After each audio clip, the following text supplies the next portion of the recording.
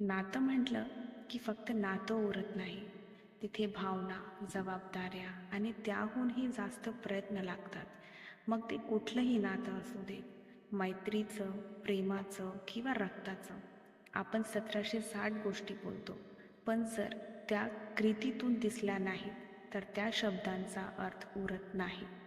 तू माझ्यासाठी खास आहे असं म्हणून त्या व्यक्तीला सोडून इतर गोष्टींना वेळ देत बसलात तर त्या व्यक्तीला ते खोटंच वाटेल.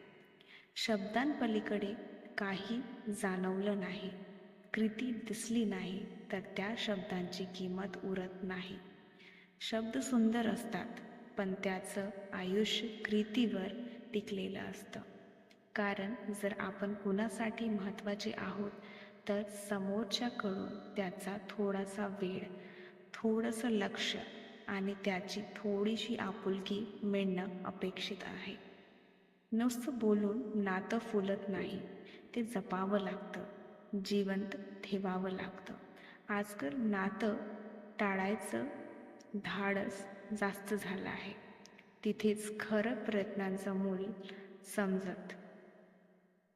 नातं टिकवायचं असेल तर ते निभावं लागतं.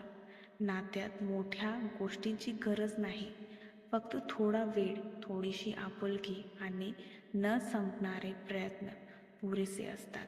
कारण नातं हे बोलण्यात नव्हे तर प्रयत्नांमध्ये जपलं जातं.